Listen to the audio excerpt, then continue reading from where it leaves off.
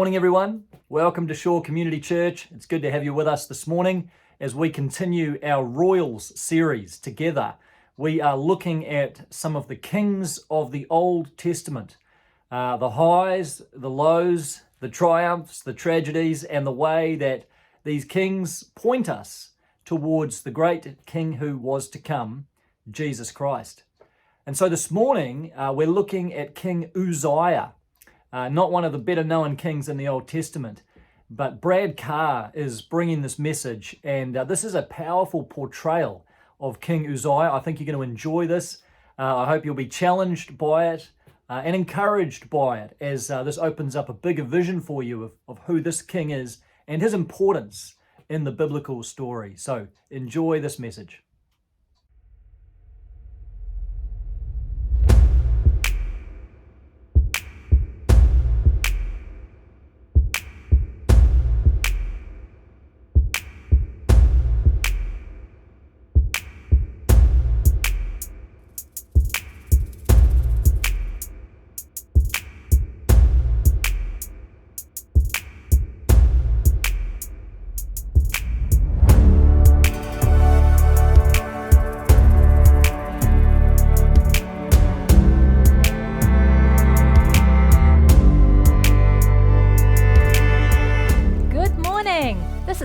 Prince and Vincent Viscount from the Palace Press, bringing you all the latest news and views from the royal Jews.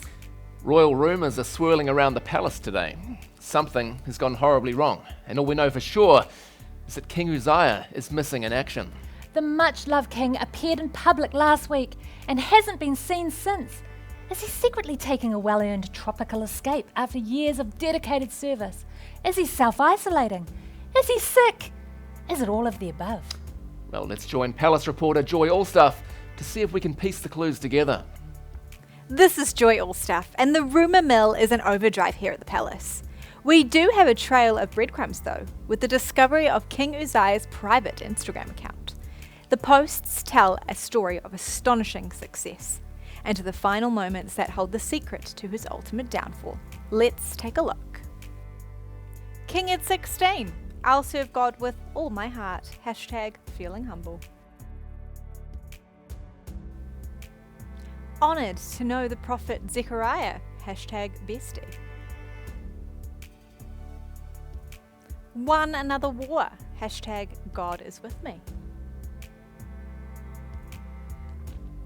Just a small building project. Hashtag fortified towers. Hashtag designed by experts. Can't help being brilliant at everything. Hashtag so clever. Me. Hashtag best king ever. I will offer incense in the temple. Hashtag don't care that it's not allowed. Hashtag how dare you tell me off. Hashtag can't touch me. Taking a break from social media. Hashtag too proud. Hashtag leprosy. Hashtag can't touch me. Sobering stuff. Truth is stranger than fiction, and it looks like the rumours were all true. King Uzziah is taking a break from the palace, although perhaps not quite so well earned and not as tropical as he may like. He is self-isolating and he is sick. It's a tragic tale of a great reign destroyed by pride. From the royal palace, I'm Joy Allstaff saying good night, shalom, and cheerio.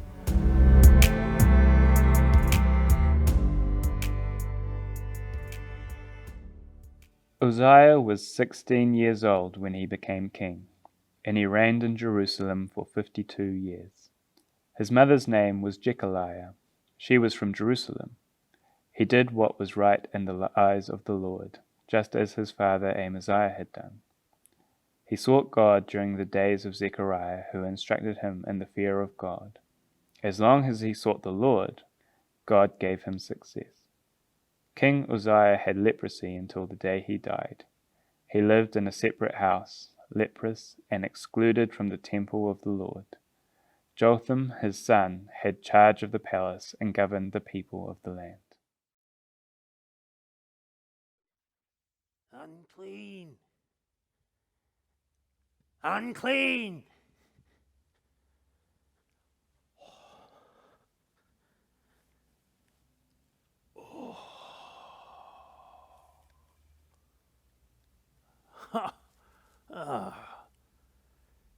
Shalom, my friends.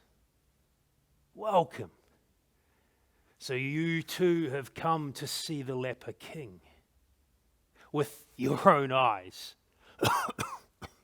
That's okay. Many have come before you. And I don't mind sharing my story. So you're welcome. But don't come too close. And don't touch anything. We wouldn't want you to leave this place carrying my disease, would we?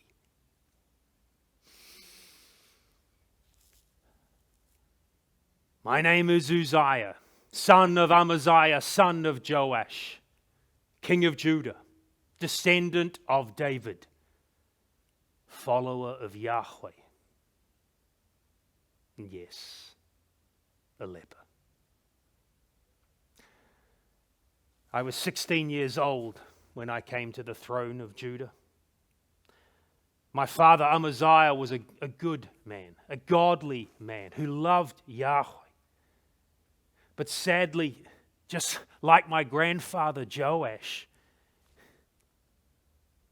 he walked with Yahweh and followed Yahweh and obeyed Yahweh for most of his life, only to walk away from Yahweh, to disobey at the very end of his life. It's quite a legacy to hand to a young 16-year-old king. A legacy from both my father and grandfather. To walk with Yahweh and obey him, only to fall over at the very end of life. Because of that, I swore when I came to the throne that I would be faithful to Yahweh for all of my life. My father Amaziah, he was a good man with a good heart. But he was a fool. There was something deep inside him that needed to prove himself, some great insecurity that meant he wanted to show people that he was great, that he was powerful. And so he chose to go to war with our northern cousins in Israel, the northern kingdom. All of his advisors told him not to do it, that the warfare was a bad idea, that we could never win against this greater nation to our north. Even the king of Israel himself urged my father not to try and join him against him in battle. But my father would not listen. Something was driving him to show his prowess on the field of battle, and so he marched north with the armies of Judah. And they were absolutely routed. We were utterly defeated. Scores of our men slain in battle, and my own father, the king, captured as the prisoner of the northern kingdom of Israel.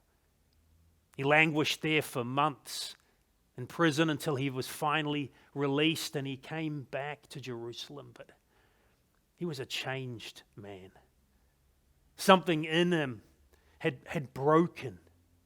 It was as though he blamed Yahweh for this defeat instead of his own stupidity. And that was the moment where he turned away from the worship of the one true God. He began to sacrifice to idols, to the false gods of the nations around us. And for many of our people, that decision to move into idolatry was the last straw. And so rumors began to circulate through the palace. Whispers in the corridors of an impending coup. My father heard the whispers. And one night he got up and he fled the city of Jerusalem. He ran for the great fortress in the south of Lachish, where he thought he would be safe. But he was not. The conspirators followed him there, and there they assassinated my father, the king. For a moment we thought that they may be planning to rid the entire nation of the whole line of David, including me, but that wasn't their intent. Their plan was simply to remove a fool of a king. And so at 16 years old, I was anointed the new king of Judah. This year, it'll be 52 years 52 years since I was anointed king. I have ruled Judah longer than any of my ancestors. Even the illustrious David and Solomon, I have ruled longer than them. And God has blessed our nation in that time. We were able to rebuild the armies of Judah. We were able to resupply our men, and we now have a standing army of 300,000 warriors, well equipped, well armed, well trained, led by an elite officer corps. And finally, our nation is the most secure it's been in generations. And those armies we've been able to lead into significant military victories. We vanquished to our west our ancient enemies, the Philistines. We knocked down the city, their great city of Gath. We destroyed the walls of Ashdod, and we have made it now one of the settlements of Judah. And then we turned our attention to the south, and we defeated the Arabs and their allies. And we opened up the entire Negev region to the south of Judah, once again belonging to my people. The caravan routes and the trade routes were once again reopened. And then the Ammonites to our east tried to fight us in pitched battle, and we defeated them, and they are still paying tribute to us to this day. Yahweh blessed us with the great army and wonderful military victories, but it wasn't all about fighting. We were able to rebuild our nation, rebuild the walls of Jerusalem. We constructed the towers in the most vulnerable parts of the wall to help us withstand a siege if a foreign army came against us. We've even built the latest in weaponry that throws boulders and arrows against anyone who would come against us. But we're able to do other great building works as well. Infrastructure that has been denied our nation for so long. And out in the countryside, we've opened up pasture land and land that has not been productive for us. That's my love. Horticulture, agriculture, taking arid land that is not producing and turning it into farmland and pastures and crops for our people. And Yahweh has abundantly blessed us. We've built towers and walls, and we've propagated new crops so our people are fed. And as we've opened up the south through the Negev, for the very first time since the days of Solomon, we've been able to rebuild the city of Elath on one of the fingers of the Red Sea. And we've opened up trade routes that have been closed to us for 200 years. And finally, now we have exotic spices and other things coming to us on these laden ships from the Far East. Judah is trading again like it hasn't done since the days of Solomon. God has been good to us. Military victories, a standing army of strength and security, abundant crops and food for our people, new trade routes being opened up, building projects. God has blessed us. And yet over that time, these decades of growth and blessing, something was happening deep in my own heart. The beast, the monster was growing, and I never saw it. It's the monster of pride. And it went unrecognized in my soul for so many years. Yeah. See, I've always thought of pride as someone who is boastful, someone who talks about themselves all the time, and that's never been who I am. That's never what I'm about. And so I never recognized that growing in me was this deep sense of pride. But with every new military victory, with every new accomplishment, with every new caravan that arrived with spices and trade goods, with every new field we opened up to feed the people, the flattery would increase and the praises would increase, and something began to happen deep in my heart. This monster began to grow. And it wasn't boastful. Pride in me was not wanting me to tell people how wonderful I was. Instead, it was this deepening sense that I believed the flattery. And I believed the idea that it was all about me. And as the years rolled by, I began to be less and less reliant, dependent on Yahweh, and less thankful for all that He had done. And then that fateful day came. I went up to the temple in Jerusalem, the temple dedicated to the worship of Yahweh. Twice a week, from the very beginning of my reign, it had been my practice to go and offer my own personal thanks offerings to my God.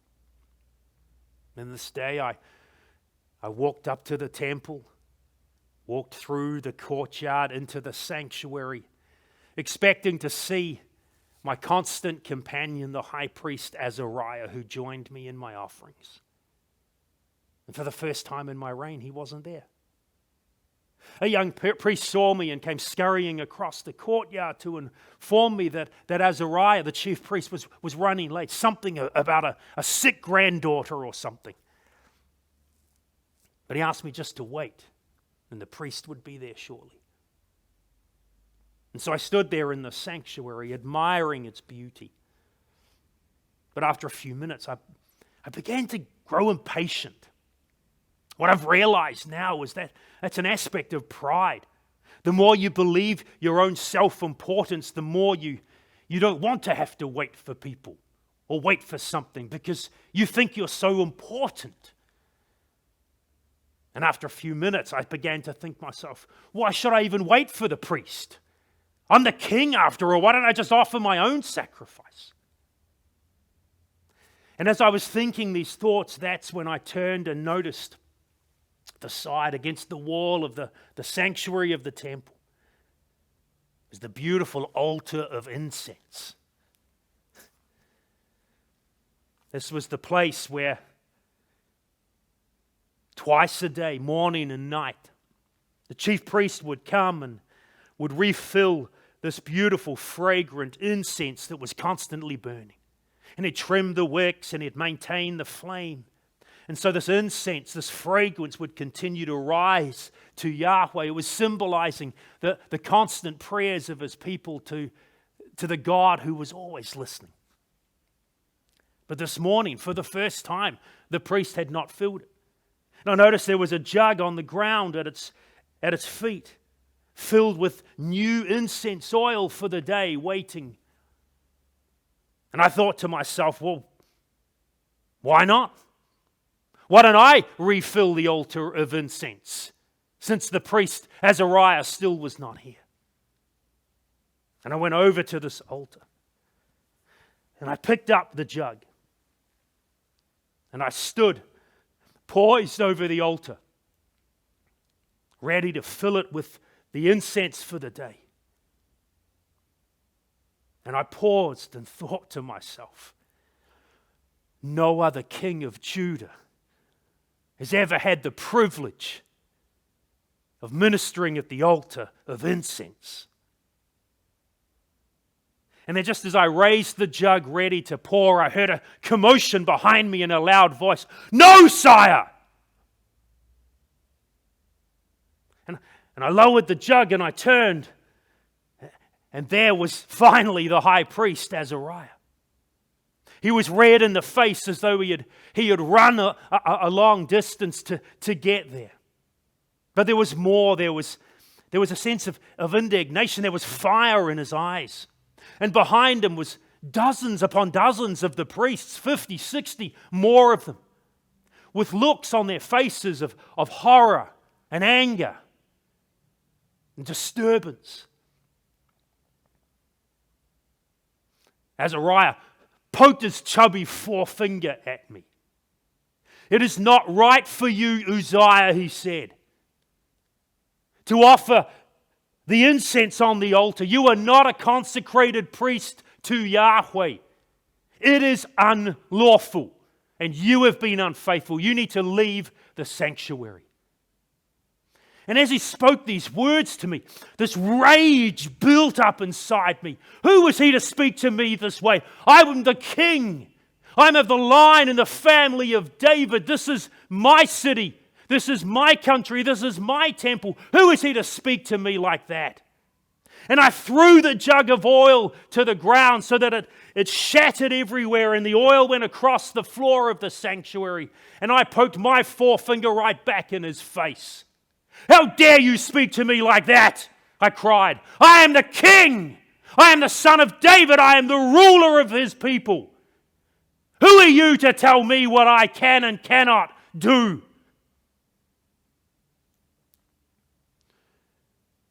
There's deathly silence across the sanctuary. And then I noticed all of a sudden, Azariah's eyes grew wide. There was a gasp or two from the priests behind him. A few even took a half step back. And I noticed they were all looking not at my eyes, but at my forehead, my hair. I snapped at them. What? What is it?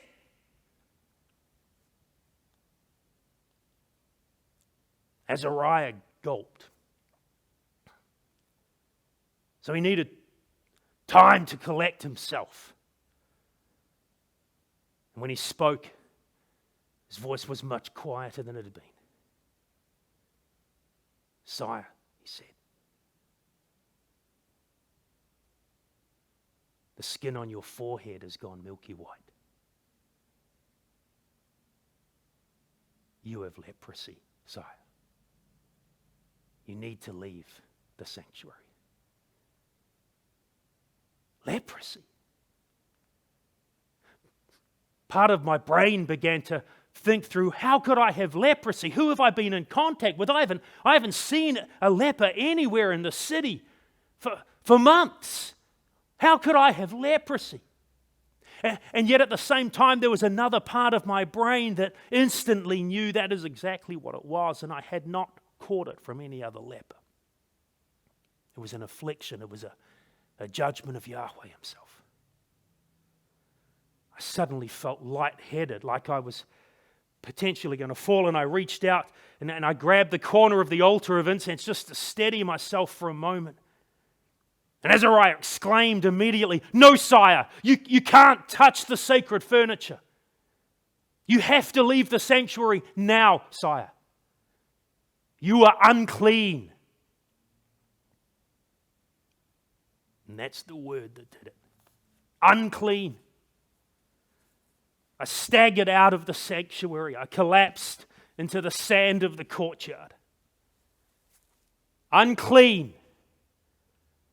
It's the cry we hear from any leper that is near people who are whole and well. Unclean.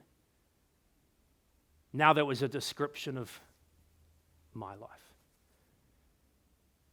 And as I sat in the dust of the courtyard, it suddenly dawned on me. My life would never be the same. Never again would I come to the temple of Yahweh and offer a thanksgiving sacrifice. Never again would I gather in this very courtyard with my people and celebrate one of the great festivals of Yahweh. Never again would I walk into my palace or sit on my throne. Never again would I welcome emissaries from far-off lands or collect the tribute from the groveling Ammonite ambassador.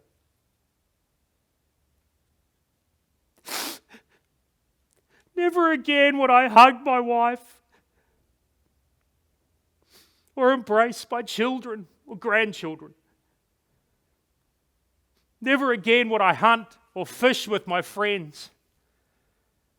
And while a leper can garden, I would only be able to garden while I still had fingers on my hands.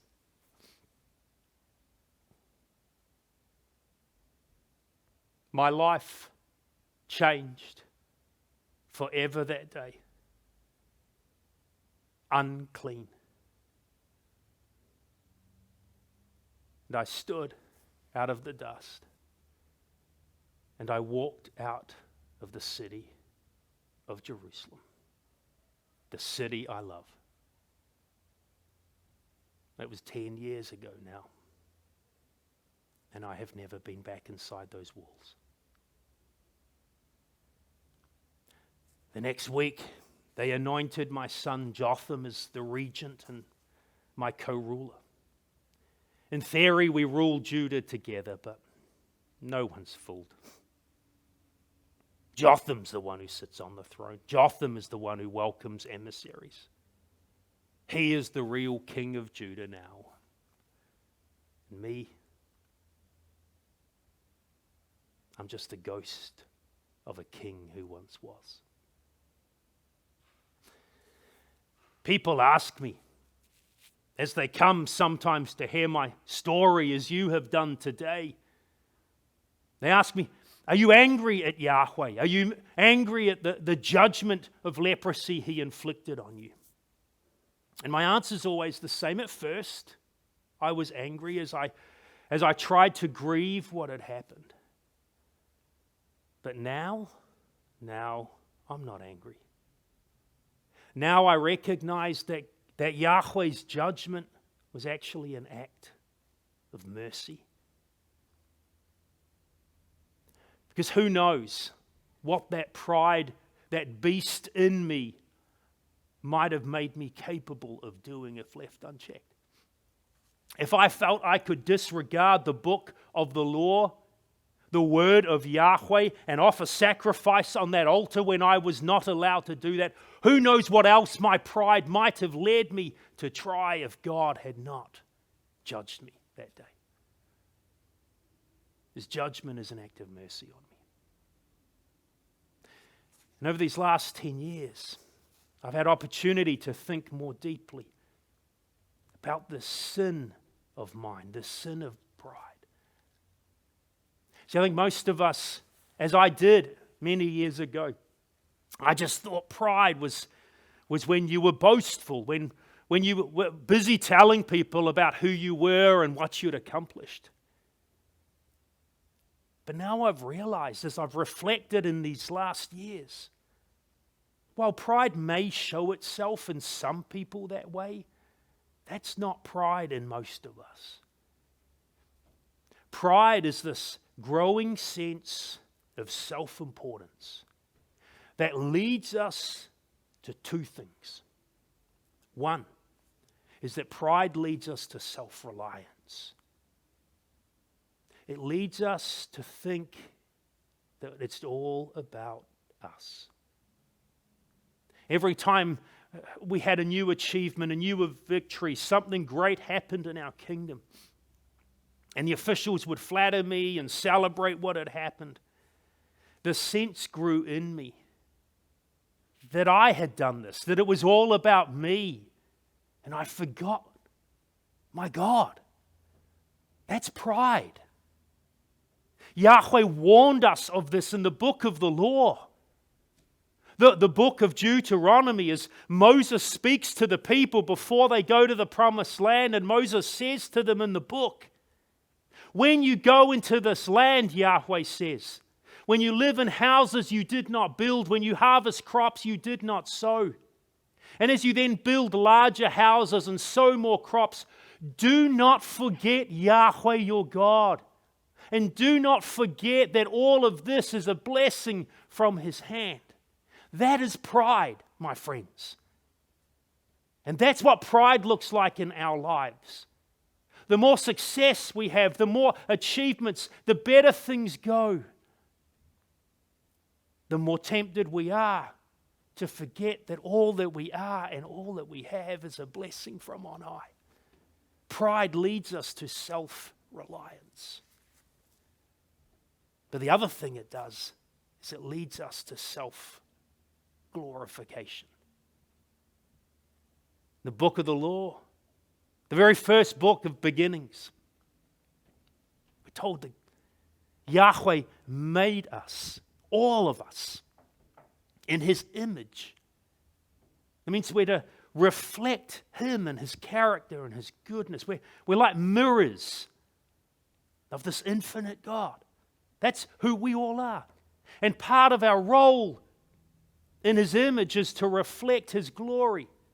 Like the sun lands on a mirror and immediately reflects the rays. That's what we're meant to do with the praise and the honor and the applause we receive in life. We're meant to reflect it back to the one to whom it is due. But pride stops us being mirrors, and instead we absorb the applause, and we sniff the glory, and we take the honor that's meant to go to Yahweh Himself. So what does pride look like in our lives when it's growing within us?